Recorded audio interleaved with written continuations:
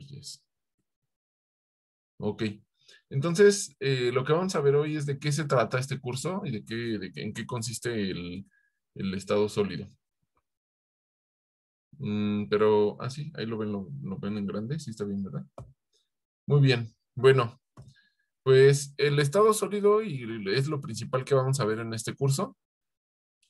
Se trata de estudiar materiales que internamente están ordenados periódicamente. Ajá. ¿Qué significa eso de decir que están ordenados periódicamente? Que tienen patrones reproducibles y que se repiten a lo largo del espacio. Por ejemplo, si ustedes ven solamente esta línea en una sola dimensión, se olvidan de todo este cuadro que está aquí y representan estos circulitos como si fueran átomos. Un átomo de un tipo, otro átomo de otro tipo. Andrea, ¿tienes alguna pregunta o olvidaste bajar la mano? Se me olvidó bajar la mano, perdón. Ok, está bien. Eh, entonces, en esta línea tienen dos átomos de diferente estilo representados por esferas azules y rosas o rojas, como las ven en su pantalla. Ajá. Entonces, este sería el patrón. Este patrón nada más aquí. Y si lo pegan y este patrón y lo pegan nuevamente, si tocan este patrón, si seleccionan este patrón de azul y rosa, y luego otra vez azul y rosa, se ven patrones o se ve una cadena formada por eslabones, o sea, el patrón nada más es este. Ahora, si vamos al de abajo, nos damos cuenta que no empieza con azul, entonces necesitamos un patrón de al menos dos líneas o dos átomos en vertical y dos átomos en horizontal. En total, un patrón de 4 átomos. Ajá, entonces, azul, rosa, azul, rosa, azul, rosa y luego nuevamente rosa, azul, rosa, azul, rosa, azul. Ajá. Entonces, este patrón que está aquí en chiquito es capaz de ser reproducido a lo largo del espacio para representar un material completo. Ujú. A este patroncito chiquito le vamos a llamar celda unitaria. Celda unitaria es la mínima representación del material completo. Ajá. Entonces, les repito todo así en resumen. En estado sólido, en este curso, lo que vamos a ver es el estudio de materiales que se ordenan periódicamente en su estructura interna. Ujú. ¿Qué es una celda unitaria? ¿Alguien me puede decir de lo que entendí ahorita qué es una celda unitaria? La mínima representación del material. Correcto. Ajá. Entonces, con este pedacito podemos representar todo el material y este pedacito que tiene aquí debe de tener las propiedades de todo el material completo. Ujú. Las mismas propiedades que todo el material completo y solamente en este pedacito. Eso lo hacemos para reducir. Conceptualmente es mucho más fácil pensar en este pedacito de celda y además matemáticamente es mucho más fácil analizarlo que si queremos a estudiar o analizar todo el material completo. Eso es muy complejo. Ujú. Entonces, eso es el estado sólido y eso es lo que vamos a ver. Ahora, cuando tenemos puntos, ajá, la palabra formal para decir está en inglés, es lattice. Ajá. Ese lattice es un concepto matemático que significa un arreglo repetitivo de puntos. No tiene que ver exactamente con estado sólido, el significado original. En estado sólido se adapta este concepto de lattice para representar los puntos. Ajá. Este punto puede ser un átomo o puede ser una molécula. Entonces, cuando lo pasamos al estado sólido, ese concepto de lattice lo pasamos al estado sólido, en español le decimos punto de red o red reticular.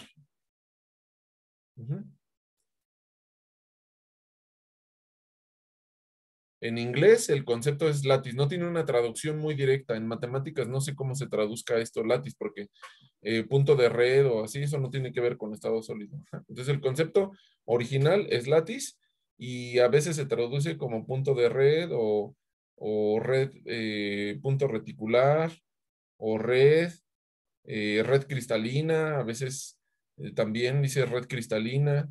Entonces tiene varias traducciones al español, pero el concepto original es lattice, que en realidad viene de las matemáticas, no es un concepto que nació de la física del estado sólido, de la química del estado sólido o algo más. Entonces ese lattice representa puntos solamente, como aquí. Entonces estos puntos pueden ser diferentes cosas, un solo átomo, una proteína, una molécula, etc. Ajá. Ustedes conocen la historia del ADN, ¿no? ¿Saben cómo se descubrió el ADN?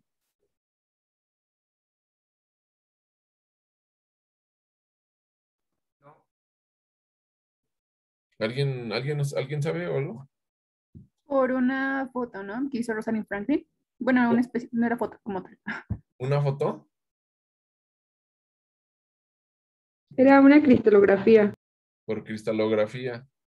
Ajá. Y ustedes saben, bueno, vamos a después ir más adelante viendo cómo funciona eso de la cristalografía. Es correcto, no es por una foto. Ujú. Pero, em, bueno, para empezar no puede ser una foto porque el ADN es mucho más chico la luz visible y las técnicas que hay, de hecho, ahorita para manipular electrones por medio de microscopía no nos dan esa resolución, pero lo sabemos por microscopía. Entonces el ADN, dame un segundo, Andrea, el ADN cristaliza y cada cadenita de ADN se acomoda en un punto con una cierta dirección. Y como ese patrón es repetitivo, nos permite, eh, la cristalografía nos permite encontrar cuál es la posición, la ubicación y cómo se encuentra localizado cada cadenita aquí. Ajá. Lo mismo se hace con las proteínas. Las proteínas se cristalizan y entonces se acomodan periódicamente, pero en cada puntito hay una proteína y se acomoda aquí, digamos, todas viendo para arriba, todas para abajo, así, ¿no? Que tal nucleótido está viendo hacia arriba aquí, y entonces se acomodan, y eso se puede resolver con rayos X, con alguna técnica de cristalografía, no nada más hay rayos X con difracción, etc. Pero también puede ser simplemente un átomo. Eso es más fácil de entender, un átomo de cloro, un átomo de sodio, por ejemplo. Ahora sí, Andrea, ¿nos ibas a decir algo? Quería preguntar si no había sido por microscopía electrónica de transmisión o por un patrón de difracción. No, no se resolvió así, pero de hecho microscopía electrónica de transmisión es un método de difracción en realidad. Después, es uno de los últimos temas, vamos a ver cómo funciona la microscopía electrónica de transmisión y pertenece al área de difracción, pero lo vamos a ir viendo.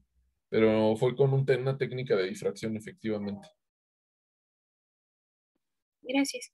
Ujú. Nada más que hay muchas, ¿no? Entonces, después andamos en cómo le hicieron, qué técnica exactamente usaron. Ajá. ¿Dudas de qué es lo que vamos a ver? ¿Qué cosa es el estado sólido? ¿Qué es algo repetitivo? ¿Qué es un patrón? ¿Qué es la celda unitaria? ¿Qué significa látiz? ¿Dudas hasta ahorita? Disculpa, ¿podrías repetir látiz en estado sólido cómo se utilizaba el concepto? Ujú. Vamos a ver. Látiz es un concepto de matemáticas que significa un arreglo periódico de puntos. No da más. No, esos puntos no tienen significado físico, no significan ni ADN, ni moléculas. Por ejemplo, podría ser una molécula de orgánica, por ejemplo, de benceno o de lo que ustedes quieran hacer un cristal de benceno. Aquí podría estar el de benceno aquí acomodado. O pueden ser átomos, como el cloruro de sodio, por ejemplo, o otro átomo, ¿no? Por ejemplo, sulfuro de cobre y así un pedazo de cobre así. Eso es en matemáticas, nada más puntos. ¿Cómo lo aplicamos al estado sólido? Cuando esos puntos tienen el significado de algo de lo que les acabo de decir. moléculas, átomos, etc. Entonces, ¿cómo lo traducimos? Esta látiz, cuando la aplicamos al estado sólido, porque lo que voy es que tiene otra traducción que es en matemáticas, pero no sé cómo es en matemáticas, pero en estado sólido, esa látiz le podemos llamar red cristalina. Es una forma de traducirlo, correcta, red cristalina. O lattice point, por ejemplo, dicen punto reticular. Ujú. Entonces, lattice es como red cristalina, pero si lo traducen literal, pues no lo van a entender porque nunca hay la palabra crystalline, ni tampoco red que tradicionalmente ustedes conocen como web o otra net o algo así, ¿no? Entonces, la red cristalina en estado sólido es lattice. ¿Queda claro? ¿Por qué no lo podemos traducir así como literal?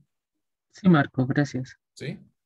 Bueno, eso es lo de la idea de ir viendo las cosas en inglés. Si ustedes buscan en el diccionario lattice, no van a encontrar el concepto aplicado al estado sólido. Por eso quiero que vayamos viendo esos conceptos. Ahora, ya que sabemos qué significa esto del estado sólido y que les estoy diciendo que muchas cosas están ordenadas en chiquito y además, por ejemplo, yo creo que ustedes nunca habían escuchado que dijeran, hay un cristal de benceno, un cristal de tal cosa. Bueno, en las drogas yo he escuchado mucho que dicen un cristal, ¿no? ¿Por qué? Porque esa droga está cristalizada. O sea, cada punto tiene aquí alguna molécula de alguna sustancia, no sé. Por ejemplo, vamos a decir un cristal de cafeína, eso sí lo he oído, ¿no? Entonces, cada punto tiene una molécula de café o de cafeína, pero esas moléculas están acomodadas en el espacio de forma periódica, así acomodaditas, una tras otra, con ciertos patrones. ¿Eso lo habían escuchado antes de que hubiera un cristal de algo orgánico, un cristal de una proteína, un cristal de ADN?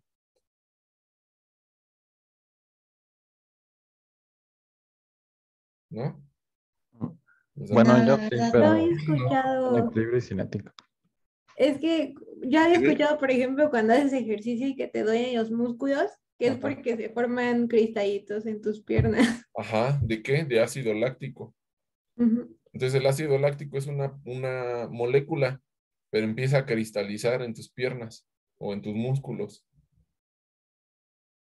Entonces ese es una forma de cristal también.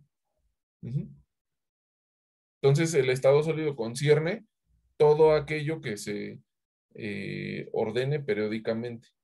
Ahora me pueden decir ustedes, ya que saben esto, que de qué se trata el estado sólido y que se trata esto que está ordenado periódicamente, me pueden decir de las cosas que están a su alrededor en la vida diaria, qué cosas están ordenadas periódicamente. La sal de mesa. La sal de mesa, ¿qué más? El vidrio, El vidrio, vamos a dejarlo ahí con un asterisco. ¿Qué más? el azúcar, El azúcar tiene sacarosa y se ordena, cada molécula se ordena periódicamente. ¿Qué más? plásticos, Los plásticos, le vamos a poner otro asterisco. ¿Qué más? El metal. ¿Cuál? El metal. ¿Qué más?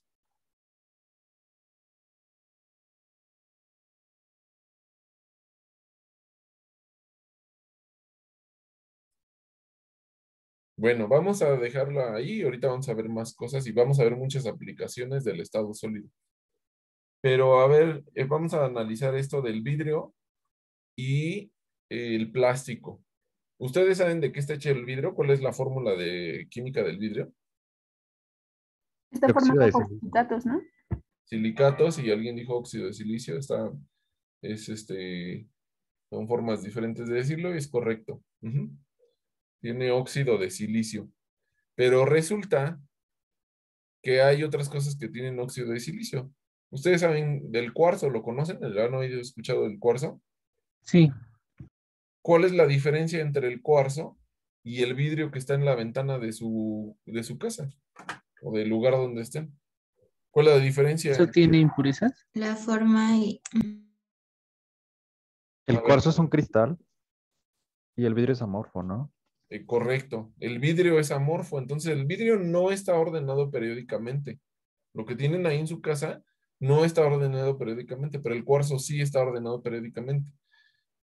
Y el cuarzo es mucho más duro que el vidrio que tienen ahí en su casa. Entonces, una diferencia muy importante cuando entran al mundo del estado sólido, entre compuestos, una diferencia entre compuestos, es simplemente la estructura. La fórmula química entre el vidrio y el cuarzo es la misma. Están hechos ambos de silicatos, pero la estructura es muy diferente.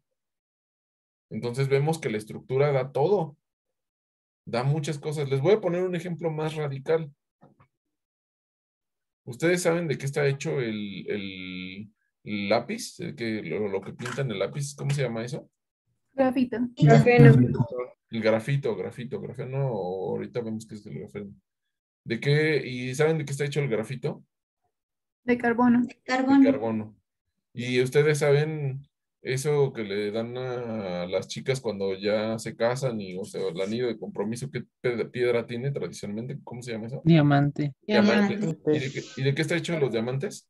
También de carbono. De carbono. Entonces, la diferencia entre el carbono del diamante y el carbono del grafito, ¿cuál es? La estructura cristalina. Únicamente la estructura. Y la diferencia es radical. Radical, el color, las propiedades físicas, las propiedades electrónicas, todo, cómo se ve, la dureza, todo es muy diferente. Y únicamente la diferencia es la estructura. Pero es el mismo átomo. No hay que este átomo está más bonito o que este átomo, que 5 enlaces o que no sé, cosas raras, no. Es el mismo átomo, pero la estructura es diferente. Entonces vamos a ver, eh, con todo esto que les estoy explicando, varios segmentos del estado sólido y segmentos que tienen aplicación. Antes de eso, quiero hacer el ejemplo de un cristal muy sencillo, que es fácil, es sencillo porque es fácil de entender, tiene una estructura simple y tiene solamente 2 átomos. Y antes ya iniciaron con eso, la sal de mesa, que es el cloruro de sodio. Entonces, estos átomos rositas, vamos a representarlos como sodios. Y estas bolitas azules, vamos a decir que son átomos de cloro. Ajá. Entonces, se ubican así periódicamente, ¿no? Y lo podemos acomodar. Una forma de acomodarlo es de esta forma, en donde quede aquí un átomo de cloro en el centro y átomos de cloro en las esquinas y átomos de sodio en los lados. Ajá.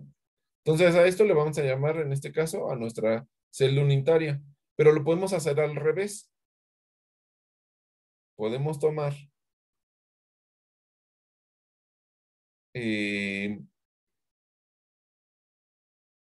esta sección los átomos que están de sodio en las esquinas y uno en el centro y cloros en las orillas, a la mitad, de medio camino. Ajá. Y esta es otra forma de tomar una celda unitaria. ¿Qué les quiero tratar de decir?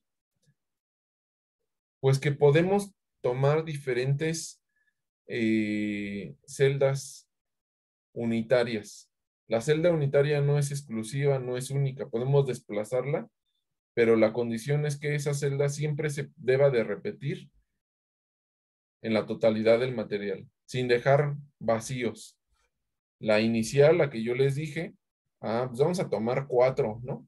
Vamos a tomar 4 átomos, vamos a tomar un rojo, un azul y un rojo. Y esto lo repetimos una y otra vez. Y esta es otra celda unitaria. Otra celda unitaria. Ajá. Muchas celdas unitarias aquí que se repiten, pero entre esta y esta hay diferencias porque los átomos están en diferentes posiciones. Otra celda unitaria sería así, ¿no? en esquinada tomamos los átomos de sodio en las esquinas y en el centro una de cloro. Esa sería otra celda unitaria y también se repite. Es el mismo patrón, es el mismo material, pero la forma de estudiarlo es diferente. Y luego hasta otra, ajá, que es parecida a esta, de hecho, nada más que el corte está en medio de la celda. Ajá. Entonces, la celda unitaria no es exclusiva de un material, lo podemos acomodar de otras formas. Dime, Eduardo. Yo tengo, ¿esas líneas negras representan algo físicamente o es más como para estudiarlas? No, es nada más algo conceptual. No hay ningún Ah, enlace ni ok. nada. Aquí vamos a ver eso. Los enlaces es algo muchas veces conceptual y aquí en el enlace es totalmente diferente. Creo que es lo que estabas pensando, ¿no? Sí, Como lo decía así. Los enlaces es algo conceptual y aquí en estado sólido se van a dar cuenta que este es otro tipo de enlace que no tiene nada que ver con los enlaces que conocen. Vamos a ir pensando. eh, Les voy a ir abriendo la mente de qué es el concepto exactamente de enlace. Ajá. Entonces, estas líneas pues no nos representan ningún enlace, es solamente algo conceptual de cómo vamos a dividir la estructura en pequeñas celdas para poderla estudiar de manera más sencilla. Ahora, ¿por qué preferimos? ¿Por qué creen que sea preferible utilizar este sistema a alguno de estos sistemas? El B o el C son preferidos ante el D, el E y el F. ¿Por qué creen? Porque es más sencillo estudiar el B y el C. Sí, es más sencillo, pero ¿por qué? es más grande la división. O sea, tiene más No, no, átomos. no es eso. Entre más grande parece ser más complicado, ¿no? Porque Yo es diría simétrica. todas son simétricas. Después vamos a ver qué significa simetría. Por la posición de los puntos. Por la posición de los puntos, sí. ¿Qué tiene que ver eso? ¿Nos da una idea de cómo interactúan? No, más o menos. A ver, dime, Valerie. Pues se me ocurría en los arreglos, ¿no? No me acuerdo cómo, bueno, más o menos había visto algo del tema y hay las estructuras estas. Ujú. Entonces yo lo dije precisamente por eso, porque el hecho de que estuvieran los puntos sobre las líneas daba como daba pauta a formar las figuras estas. Más o menos, más o menos. A ver, quiero primero aclarar lo de la simetría. Simetría, ustedes le dicen, es simétrico porque se ve igual de izquierda a derecha o así. Pero hay muchas operaciones de simetría y ese es un tema de este curso. Es la unidad 3 o 4, no sé. Y vamos a ver muy a fondo qué significa que sea simétrico. Y cuando decimos que es simétrico o antisimétrico o así. Ahora, estos puntos vamos a tomar como origen, vamos a hacer como si fuera un eje de aquí hacia acá. Ajá. Ese es el eje X y el eje Y. ¿A qué altura de X y a qué altura de Y está el átomo de cloro? Como que no está muy claro, ¿verdad? Como que yo no les puedo decir qué coordenada es, ¿verdad? Pero acá, a ver, ¿me pueden decir en qué coordenada está el átomo de cloro? Si este es el eje, ¿dónde está el ¿En mouse? cero? En cero. 3,0. En la 0, 0, ¿verdad? Eso está bien fácil. ¿Y este átomo de cloro que está acá? ¿Qué coordenada está? 1,1. 1, 1. ¿Y aquí está en qué coordenada? 0,5,6. ¿Sí? Un medio, un medio. Entonces, este sistema de coordenadas parece ser mucho más fácil, porque aquí ni sabemos en qué posición está. Y acá está peor porque está rotado el sistema el sistema de coordenadas. Y habría que rotar todo. Entonces, eso lo hace muy complejo. Pero las coordenadas están bien sencillitas. 0, 0. Aquí decimos que es la 1, 1. Aquí decimos que la posición lleva coma, de hecho, sería 0,0, 1,1, 1,0, 0,1, un medio, coma, un medio, un medio, coma, 0, 0, un medio, y así. Eso está súper fácil, ¿verdad? De verlo. Aquí dices, no, pues es que hay que medirlo. Y así, luego si empieza a haber transformaciones, nos vamos a hacer pelotas con tantas fracciones aquí. Hay que rotar todo el sistema.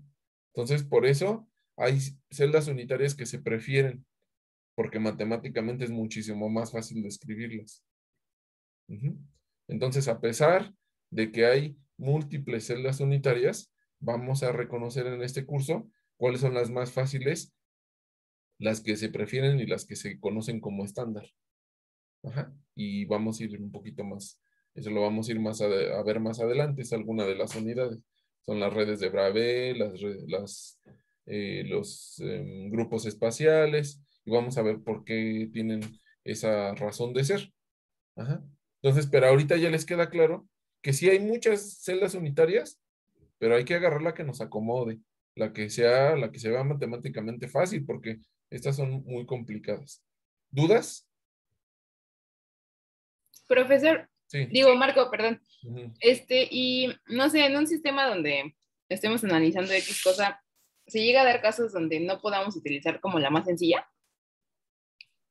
Hay veces que la más sencilla para una cosa no es la más apropiada, y entonces la acomodas de otra forma que quede la más sencilla. Es en el caso de un grupo espacial que vamos a después estudiar, unos sistemas que son hexagonales y romboédricos, se pueden convertir uno a otro. ¿Y por qué?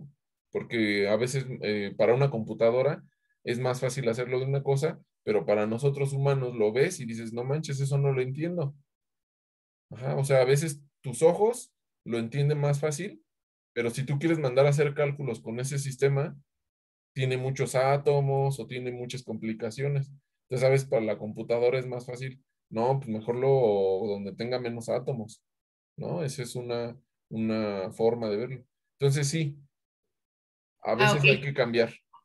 Ok, gracias. De nada. Entonces, vamos a ver diferentes aplicaciones. Entonces, el estado sólido es muy, muy complejo, tiene muchas áreas relacionadas. El estado sólido tiene la física del estado sólido y la química del estado sólido, ¿no? La mineralogía, la cristalografía, los cerámicos, la metalurgia, la termodinámica, la ciencia de materiales, los materiales electrónicos, las matemáticas y la programación. Todo eso está ahí involucrado. Para entender estado sólido, a veces hay que mezclar estas áreas para poder desarrollar algo, para poder entender algo. Entonces es muy multidisciplinario. En un grupo de estado sólido a veces trabajan matemáticos que dicen, no me yo nunca imaginé que iba a trabajar un matemático. Y dices, con un electrónico, ¿qué tiene que ver? Con alguien que hace programación. Pues sí, todo eso está muy mezclado en el estado sólido. Entonces es muy multidisciplinario. Vamos a ver algunas aplicaciones. El día de hoy quiero mostrarles como que para qué sirve esto, para qué sirve, qué es lo que estamos estudiando, qué aplicación, cómo les va a ayudar o cómo lo van a asociar a la vida diaria. A lo mejor muchas cosas que ya tienen por ahí en su casa están hechas de cosas de dispositivos de estado sólido. A lo mejor ahorita ustedes con las propiedades que me dijeron, pues el vidrio, bueno, ya les expliqué que el vidrio no. El plástico, de hecho el plástico también es amorfo, la mayoría de los plásticos hay unos que sí son cristalinos, que casi todos son amorfos, por cierto. Pero me dijeron como cosas muy sencillas, me dijeron la sal de mesa y ya como que no hay mucha conciencia de qué cosas están en estado sólido y son cristalinas, o sea que son periódicas. ¿Me pueden decir algún otro ejemplo que así como que más hacia algo tecnológico? ¿Creen que les venga a la mente? Los procesadores de la computadora. Los procesadores. Entonces Las vamos, pantallas. las pantallas. Vamos a ver, voy a cambiar a la siguiente diapositiva. Pues resulta que los dispositivos de estado sólido están en todos lados. Las celdas solares, los LEDs con el que están viendo su pantalla y me están viendo ahorita, probablemente sea de LED, si es un celular seguro es LED. Los procesadores que están hechos de transistores, los discos duros, casi toda la tecnología que tenemos las baterías, los sensores, todo está basado en dispositivos de estado sólido. Ajá. No nada más es decir la sal que me como es lo único que está cristalino y que está en estado sólido. No, hay muchísimas cosas en el mundo. Les puedo decir que las paredes de su casa, el suelo de su casa, es algo cristalino. Ustedes van a decir, ¿cómo que cristalino? Yo lo veo bien desordenado. Bueno, si hay por ahí, tienen un ladrillo ahí pelón, acérquenle una lupa. Y cuando haya sol, no vayan a ver al sol con la lupa porque se quedan ciegos y luego me van a echar a mí la culpa. No. Vean el ladrillo y vean como que hay unos, si mueven el ángulo, se van a dar cuenta que hay como que unas cosas que brillan, como unos puntitos.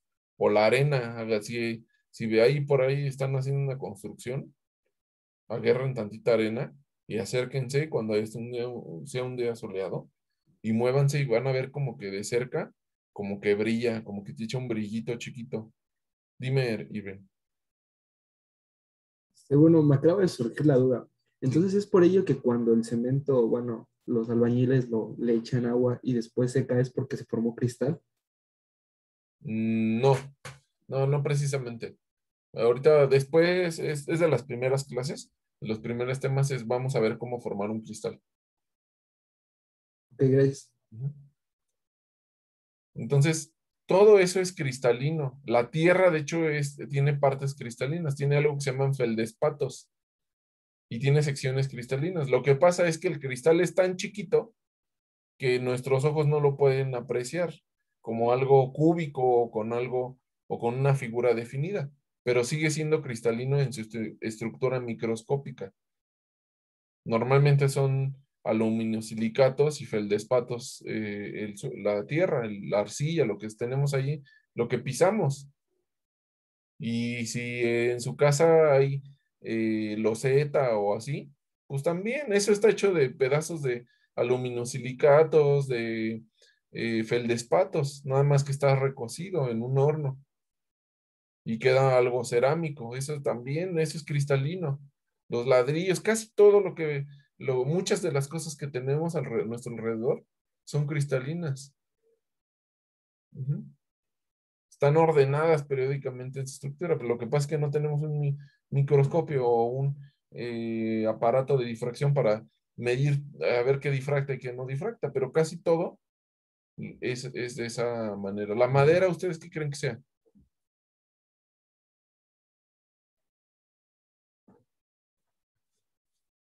¿Amorfo? Esa sí es amorfa, la madera sí es amorfa, esa no es cristalina. Ajá.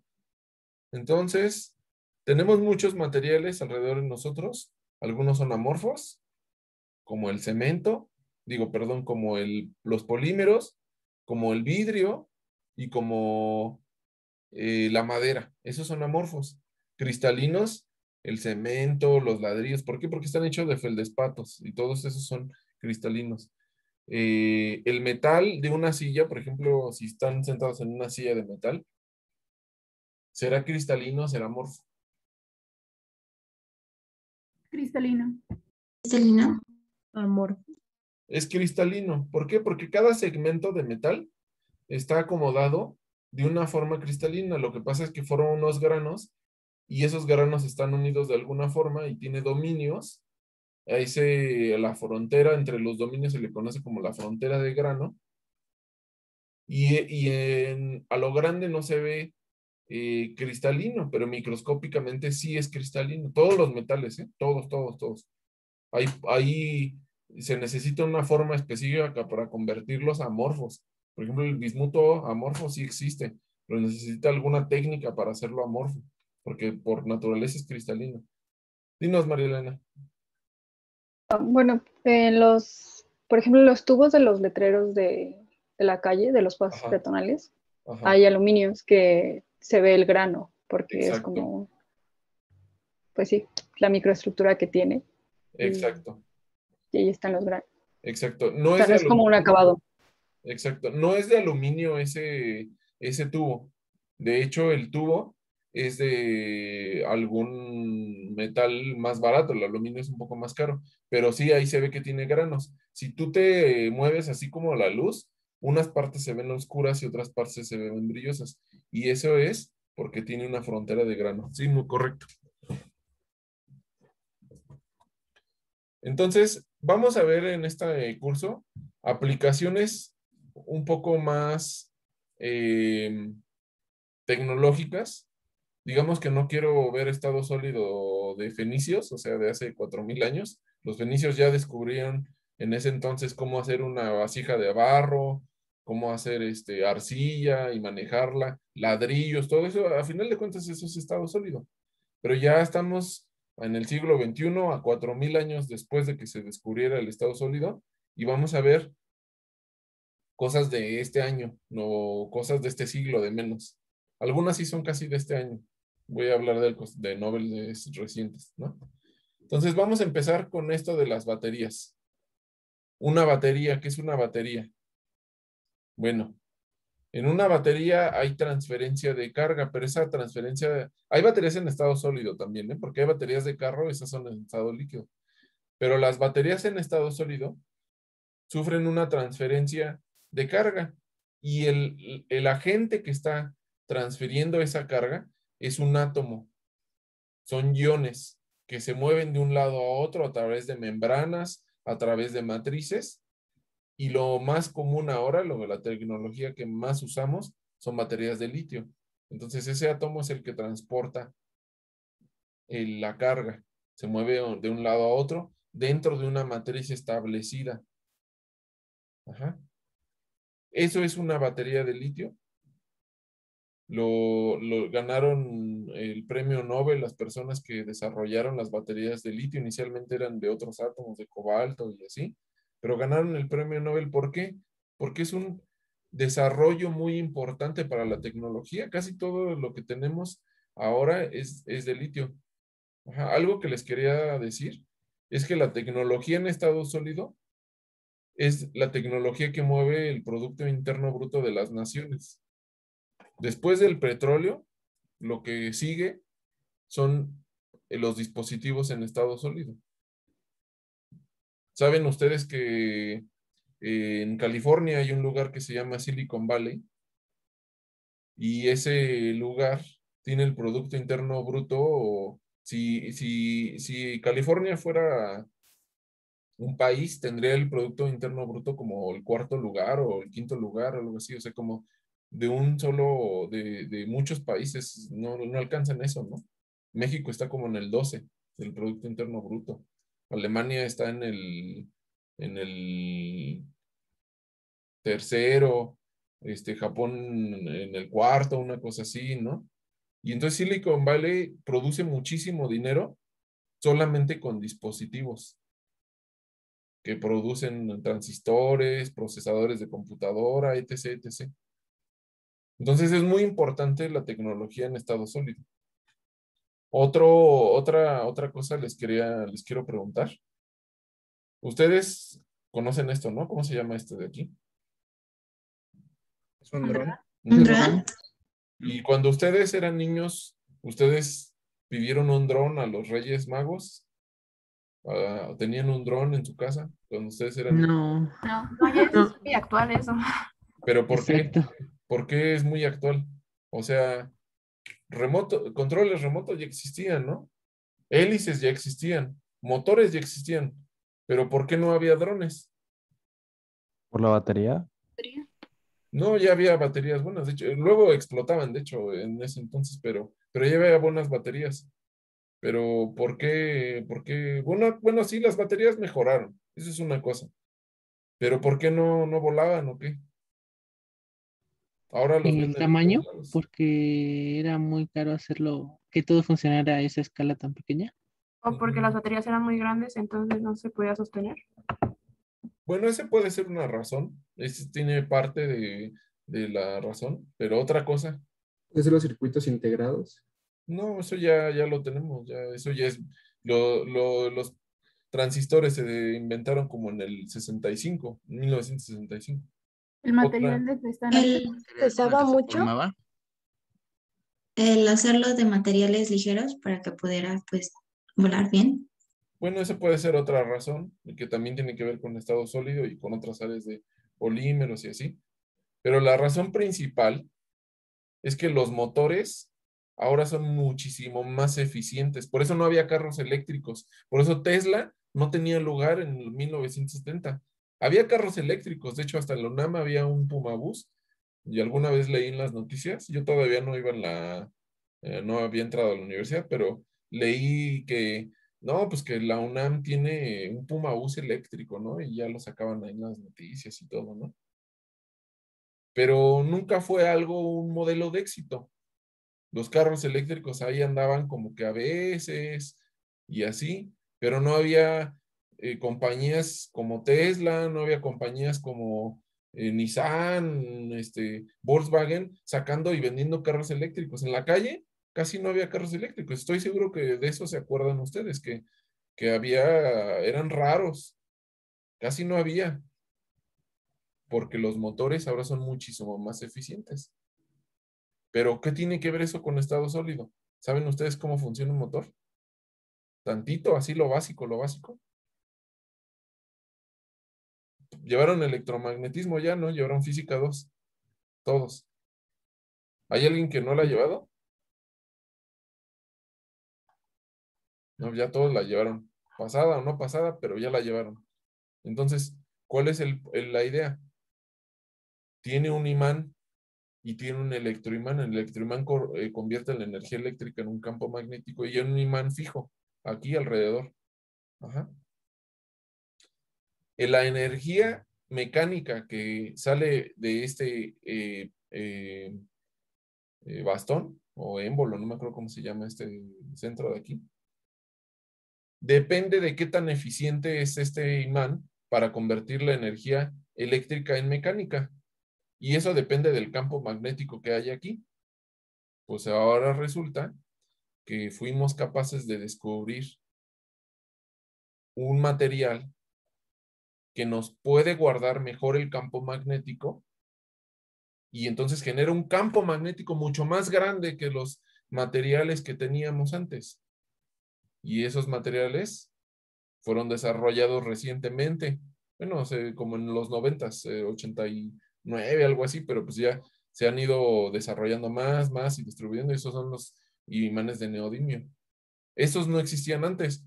Habían puros imanes negros, de esos como los de refrigerador, ¿no se acuerdan? ¿Nunca han desarmado una bocina vieja? Sí. Sí. Tiene un imán negro y este es un imán como plateado. ¿Por qué? Porque el material es diferente. La base es de neodimio y son imanes mucho más eficientes. Entonces la energía eléctrica se convierte con mayor eficacia en energía mecánica y esa energía mecánica ahora sí hace volar un dron y también hace funcionar un automóvil con mayor eficiencia. Pero ahora vamos a ver por qué neodimio. A ver, pueden buscar en su tabla periódica cuál es la configuración electrónica del neodimio, ¿me pueden decir? Y les adelanto, los imanes viejos están hechos de níquel o de hierro. ¿Y me pueden decir la configuración electrónica del hierro en estado metálico?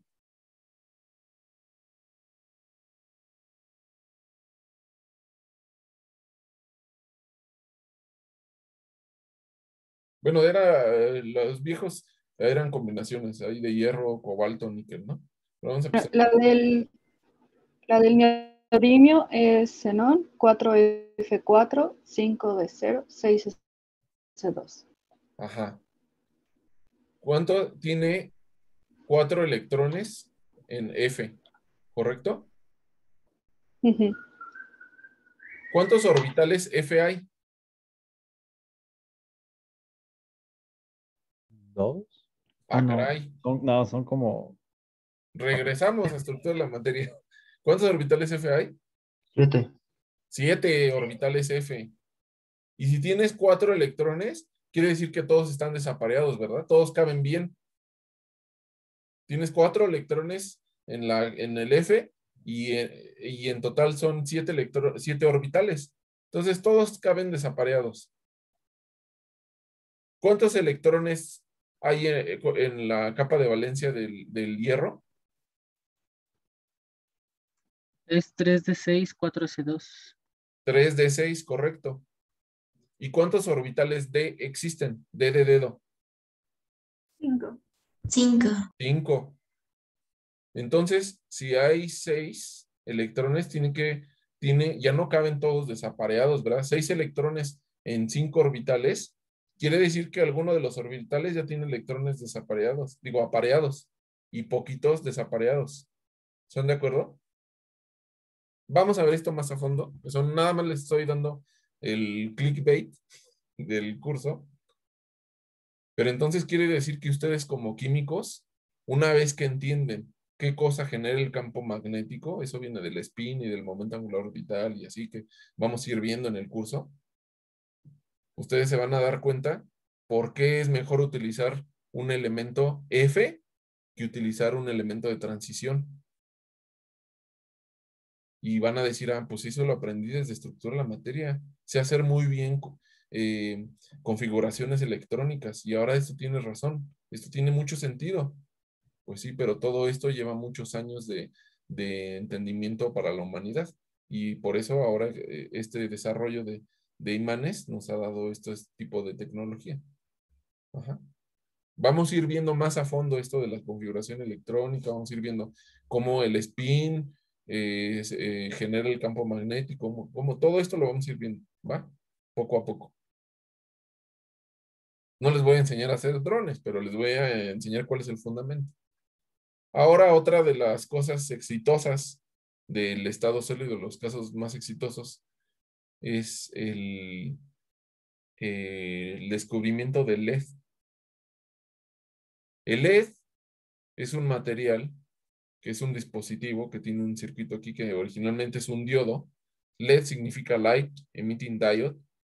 Entonces, originalmente era un diodo y el diodo es una junta de dos semiconductores que después vamos a ver que con tipo P y tipo N, y entonces los electrones brincan de un lado y al momento de brincar, sacan un fotón.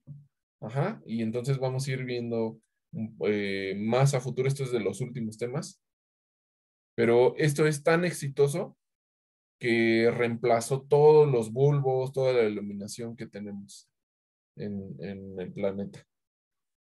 Entonces ahora la iluminación en el planeta ya no es de bulbos, ya es y había antes tubos de gases y así, ¿no? Pero eran de LED.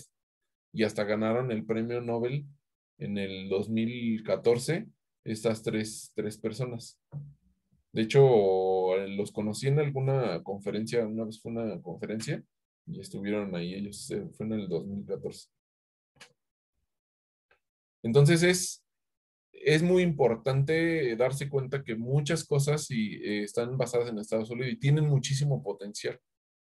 Ajá, y potencial para hacer dispositivos, para mejorar la vida, para generar recursos económicos, para muchas cosas. Ujú. Ahora, otro caso que a lo mejor ustedes no están bien conscientes, ustedes como que a lo mejor tienen aislado en el conocimiento cómo funciona una computadora. Y ustedes han escuchado que la computadora tiene un código ¿qué? Binario. Un código binario. Bueno, vamos a ir en esta clase hoy haciendo relación. ¿Qué tiene que ver el código binario con nuestra computadora, con la facultad de química y con la clase de estado sólido? O sea, tienen esos elementos, pero quiero que se den cuenta cuál es la relación. Entonces, el código binario es 0, 1, 0, 0, 1, 0, etc. Solamente 0 y 1. Pero ¿por qué 0 y 1? ¿Por qué no tiene letras? Pues resulta que ustedes físicamente en un dispositivo no pueden escribirle letras, sino que la letra A se representa con 0100, por ejemplo. La letra B, 001 y así. Cada letra tiene una combinación de 8 de estos, de 8 ceros y unos, a lo que le llamamos un bit. Ajá. Bueno, ¿por qué ceros y unos? Porque para guardar la información lo que hacemos es guardar un campo magnético en una dirección o la dirección opuesta. Entonces, si tienen una dirección, entonces es 0. Si tienen una dirección, es 1. Otra forma de decir ceros y unos es cuando cortamos la energía. Si cortamos la energía es 0, si hay corriente es 1 y así sucesivamente. Entonces podemos manipular todo con ceros y unos. Y para guardarla lo guardamos con un campo magnético en ciertas direcciones. Ustedes han oído, ¿verdad? Que si al disco duro le pasan un campo magnético muy fuerte, lo borran. Eso yo creo que lo han oído, ¿verdad? Sí, pero nunca he comprobado si es cierto. Ah, a ver, eso queda de tarea. ¿Es cierto? Ya no entramos a clases entonces. Paro virtual porque borré mi disco duro. Entonces, la información se guarda en ceros y unos. Pero ese campo magnético, ¿cómo se guarda? Es el spin de los electrones. Ese spin y, bueno, hay varios componentes, ¿no? Pero principalmente es el spin electrónico y el momento angular orbital que generan los electrones al moverse. Principalmente es eso. Ajá, hay varios componentes, pero son 6 componentes, pero son las principales. Ajá.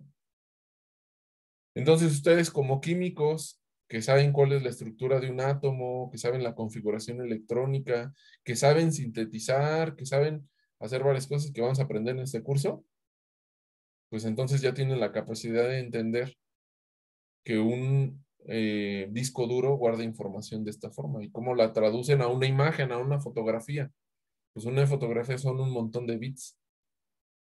Ajá, que si tal bit, este es color rojo, que si tal bit, este está en azul en tal posición y así. Ujú. Otro de las cosas fundamentales del estado sólido y que también dio lugar a un premio Nobel, las personas que desarrollaron el transistor ganaron el premio Nobel en según yo, en el 47. Ahorita ya me creo que en la siguiente diapositiva habla de eso. Ajá.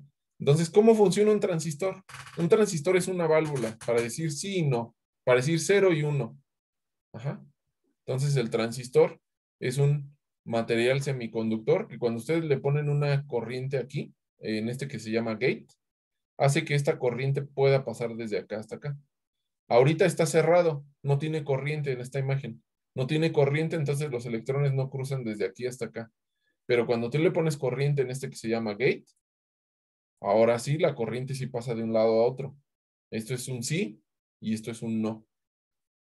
Un transistor forma parte de los procesadores de cómputo. Lo que tienen dentro de su computadora tiene muchísimos transistores chiquitos. Dime, Anel. Sí, hace poco platicaba con un compañero justo del área de computación y le estaba preguntando acerca de, pues los bits, son eso, guardar información y justo me decía eso de la corriente, que 0 era que no había y 1 era que no había. Pero en el caso de los qubits, es eso, ¿cómo?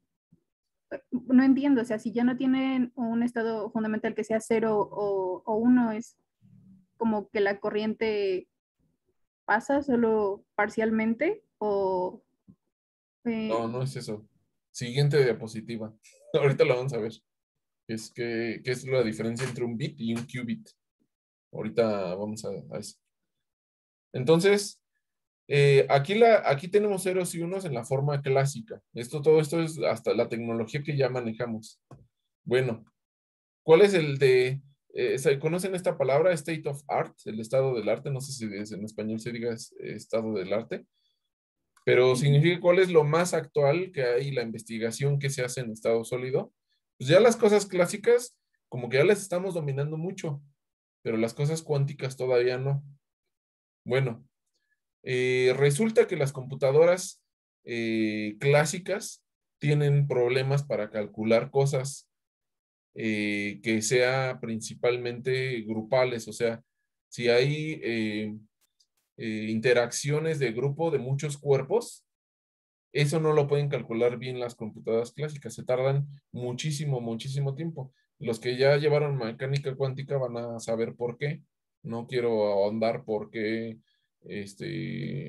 pero simplemente piensen que si tenemos imaginen yo que tenemos un átomo y al lado tenemos un átomo del mismo estilo y tenemos un hidrógeno y del otro lado un hidrógeno. Entonces solamente es la interacción de un hidrógeno con otro de un electrón con otro electrón. Pero ahora imagínense que es uranio. Tiene muchísimos electrones y cada uno de los electrones interacciona con los electrones que están en su mismo átomo de uranio y también interacciona con cada uno de los electrones que están del otro lado. Entonces son un montón de interacciones que no podemos calcular. Ese es el problema de las computadoras clásicas. Entonces, empezó con esto de 1947, Bardeen, que ganó 2 premios Nobel, inventó el transistor. Después se hace el primer microprocesador en el 71. Feynman, que también es un científico famoso, ganó el premio Nobel también, introduce cuál es la idea del cómputo cuántico. Ahorita vamos a ver qué es eso. Luego, en el 95 se hace esto de las puertas lógicas cuánticas. En el 97 Kitaev saca estas ideas de materiales de la topología cuántica para la computación. Después explico esto está un poco ya un poco profundo. Y en el 2016 se le da el premio Nobel a estas 3 personas que también son muy famosas, Haldane, Kosterlitz y Zurles, por su aplicación de la topología a la materia condensada. Esto es como el estado del state of art, estado del arte del estado sólido. Entonces, ¿cuál es la diferencia entre un bit? Un bit se caracteriza por tener 2 estados, 0 y 1. Pero un qubit no es 0 ni 1. Es una combinación lineal de estados. ¿Por qué le llamo combinación lineal? Porque cada una de estas funciones es un vector. Ajá. El 0 y el 1. Entonces, cuando tienes una combinación lineal de este estilo, esta función de onda nos está diciendo que el estado no es ni 0 ni 1, ni 0.5 ni nada. Es cierta fracción de este estado y cierta fracción de este estado. Ajá. Entonces, el qubit es algo que es una superposición, se le llama, del estado 0 y la superposición del estado 1. No es precisamente ni 0 ni 1. Ajá. Entonces, la computación va en esa dirección. No voy a ahondar tanto cómo la topología resuelve este problema o cómo trata de resolver estos problemas, porque ya saben ustedes que ya existen computadoras cuánticas. El problema es de que tienen algo que se llama de coherencia y se pierde la información y en 2 o 3 segundos solamente sirve para hacer cálculos rápidos de algunos segundos, 40 segundos, así, y no hay computadoras con muchos qubits. Hay como con 1000 qubits o cosas así, muy pocos qubits. Y hay mucha ahorita investigación para tratar de desarrollar computadoras coherentes, o sea que no pierdan la información. Eso es un tema que luego a lo mejor si da tiempo les explico. Pero esa es la idea fundamental entre el bit y el qubit. No sé si necesites más información. ¿Anel? Sí, es que tenía un poco de duda entonces con el paso de la corriente. Es que no es pasar en un procesador cuántico, no es de pasar corriente con ceros y unos. Ahí lo que buscas es tener un estado cuántico, que un estado cuántico no está definido con ceros y unos. Por ejemplo, si yo te digo, mira, las computadoras más sencillas, ¿ya llevaste cuántica, Anel? Apenas le estoy llevando. Bueno, vas a ver que existe algo que se llama tunelaje electrónico. Los electrones se atraviesan una barrera, un pozo de potencial. Se atraviesa una barrera y dices, eso es imposible en el mundo clásico. Digamos que te metes una pelota en una alberca y tienes otra alberca al lado y de repente la pelota se atraviesa de una alberca a la otra, sin agua, una alberca sin agua. Y está hasta abajo la pelota. Y de repente aparece en la alberca que tienes al lado. En el mundo clásico eso no lo podemos concebir, pero en el mundo cuántico sí, eso se le llama tunelaje electrónico. Entonces, ¿dónde está la pelota? ¿En la alberca 1 o en la alberca 2? Pues resulta que existe una superposición. Es algo indefinido. Y eso es un qubit. Entonces necesitas utilizar un estado que tenga esas propiedades, o sea, que sea cuántico. Entonces uno de esos, por ejemplo, un electrón atrapado en un agujero de un material. Eso es un ejemplo claro de un qubit o de algo que se puede expresar como qubit. ¿Por qué? Porque está atrapado el electrón y el electrón va a desaparecer y aparecer en otro agujero que tienes dentro del material. Va a atravesar la barrera de potencial. Ajá. Sí, de acuerdo. Gracias. ¿Sí? Bueno, más adelante irás viendo que lo que pasa es que estas son probabilidades. Esto que está aquí, cuando tú elevas el cuadrado de esta función, tú vas a ver que esta tiene que ver con la probabilidad. Esto se llama la amplitud y es que tanto aporta esa función. Ajá, entonces es como la probabilidad de que esté en un lado y la probabilidad de que esté al otro. Ajá. Y nada más te está diciendo cuál es la componente de ese estado. ¿Va? Vamos a... Marco, Sí. ¿qué no la de coherencia evitaba la superposición o qué hace la de coherencia? De coherencia significa que a lo largo del material, o sea, tú tienes un material de 5 centímetros de largo. Ajá. Y entonces, en el primer centímetro ocurre algo que se rompe la transmisión de la información. Y entonces ya no llega hasta los 5 centímetros de largo. Por eso, coherente significa que se repite a lo largo del espacio o del tiempo. Y de coherente es que ya esa repetición se rompe. Y las computadoras cuánticas que tenemos ahorita son decoherentes, o sea, se rompe en cierto momento esa coherencia, entonces se pierde la información. Por eso no puedes hacer cálculos largos en una computadora cuántica actual. Y ahorita es el problema, es lo que se busca resolver, tener computadoras cuánticas que sean coherentes. Bueno, este está un poco más avanzado, no quiero andar más porque si no nos vamos a ir toda la clase nomás hablando de computadoras cuánticas. Pero ¿tienen algo duda que esté al nivel de lo de ahorita, de lo que ya dije?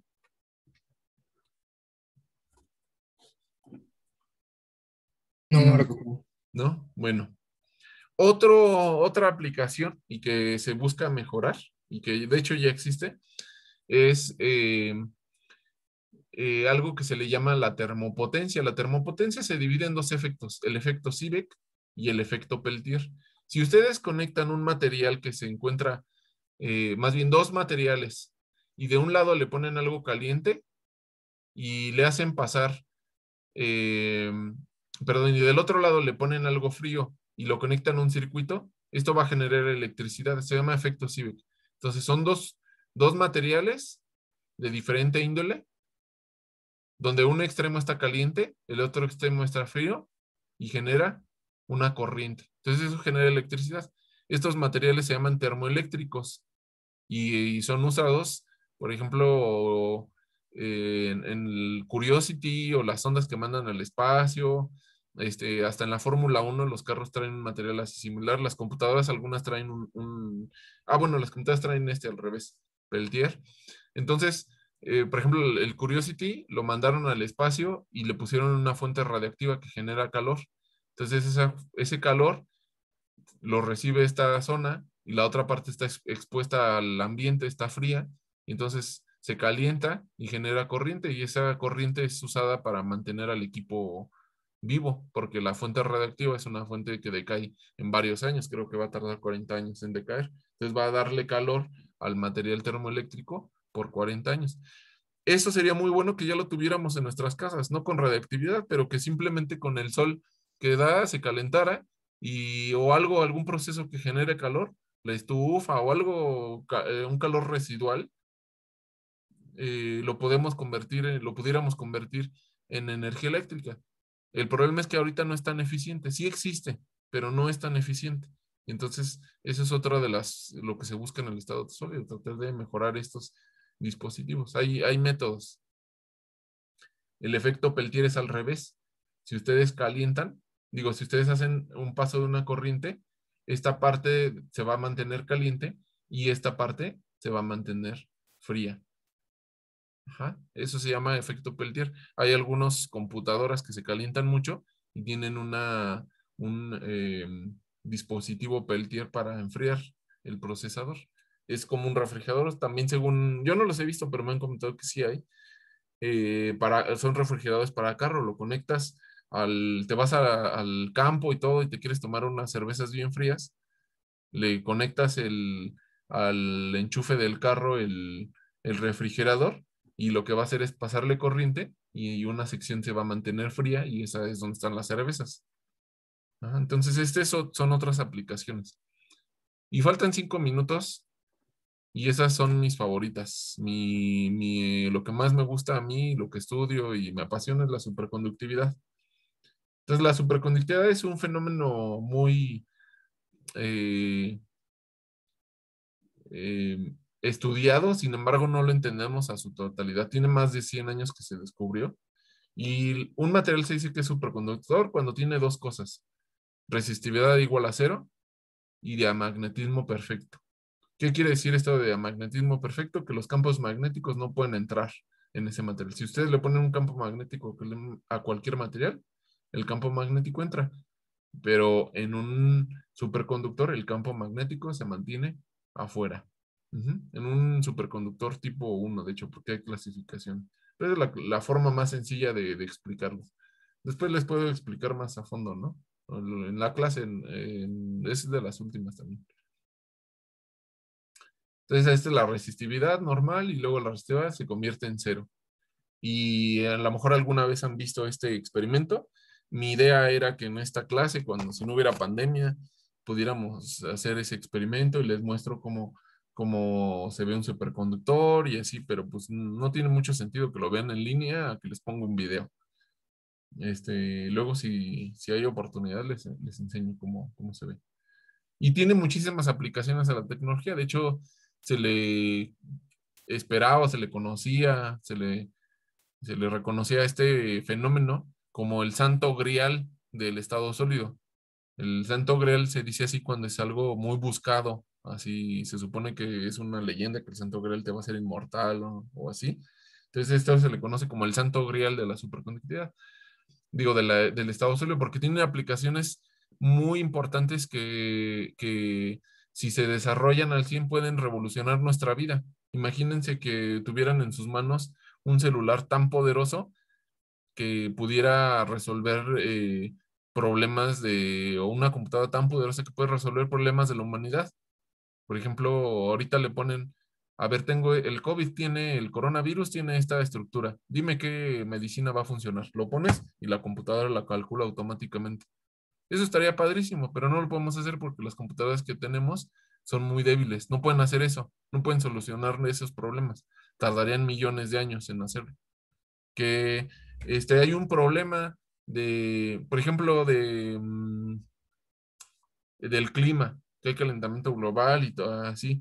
A ver, búscame de todos los parámetros qué es lo que se debe reducir, cómo limpiar. La computadora te lo soluciona, pero eso no lo podemos hacer porque se va a tardar millones de años. Pero con un procesador superconductor que tenga esas cualidades, que sea un procesador cuántico, así, pues sí se podría hacer. Ajá. Entonces, la superconductividad, una de las aplicaciones es para conducir electricidad. Los cables pierden mucha electricidad. Después vamos a ver eso del efecto Joule. Pero la electricidad se convierte en calor en los cables normalmente. Por eso se les queman los cables ahí en su casa. De la red a su casa se pierde, o de la central termoeléctrica a su casa se pierde mucha energía. Esto ya existe. Son trenes más eficientes que a una velocidades superiores a las de los trenes rápidos. Para un magneto, saben que para hacer un campo magnético necesitan una bobina que contenga corriente, pero si la corriente es muy alta, pues ya lo que va a suceder es que se va a fundir el metal que tengan. ¿Por qué se va a fundir? Por el efecto Joule. Después vamos a ir viendo, ¿no? Ustedes han visto, ¿no? Que si conectan algo que jala mucha corriente a una extensión, pues la extensión se quema, se funde. Eso lo han visto, ¿no? Se quema el cobre, se derrite. Ajá, empieza a generar calor y se derrite. Pero un superconductor no tiene resistencia. Algo a la medicina, por ejemplo, la resonancia magnética nuclear, necesita un campo magnético muy fuerte para analizar los momentos magnéticos de los núcleos que tenemos en el cerebro. Y entonces se utiliza un superconductor porque no podemos generar campos magnéticos tan fuertes sin superconductores. Y ustedes que son químicos saben que en la investigación también se necesitan resonancia magnética para analizar compuestos, ¿no? Entonces tiene muchas aplicaciones ya, pero si pudiéramos hacerlo de otra forma, que después les voy a explicar cuál es el punto o cuál es el objetivo, sería una revolución tecnológica muy importante. Y es el tema que más premios Nobel ha ganado. Tiene, de todos los temas que hay, este es el tema más recurrente. Creo que son como 18 o 20 premios Nobel, que del descubrimiento de esto, que la teoría de esto, que el descubrimiento de aquello y que el tema de acá y así. Entonces es el tema que se considera muy de los más importantes en la ciencia. Otras son las celdas solares. Las celdas solares funcionan con algunos semiconductores y los semiconductores son de dos tipos. Es un sándwich, es un dispositivo de diferentes tipos de semiconductores que le llamamos tipo N, tipo P, y los electrones se transfieren de un lado a otro con la excitación del Sol. Vamos, luego vemos esto.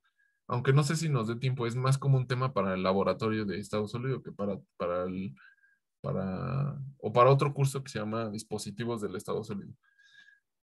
Pero bueno, pues esta es la idea de lo que vamos a ver en el curso. Estos son los temas que vamos a ir manejando. Estas son las aplicaciones que hay. Y obvio no les voy a enseñar a tener una compañía de celdas solares porque deben de desarrollar sus dispositivos y hay que aprender algunas materias y que obviamente hay que tener ciertas habilidades técnicas. Pero aquí empieza todo. En este curso les voy a dar los fundamentos de lo que necesitan saber para poder entender todos esos dispositivos y en un futuro espero que se hagan personas exitosas, tengan compañías que desarrollen dispositivos funcionales y que solucionen problemas para la humanidad. ¿Alguna pregunta?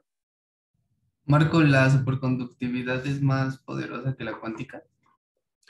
Es que no son cosas separadas, o sea, la superconductividad es un fenómeno cuántico que tiene repercusiones en el mundo macroscópico.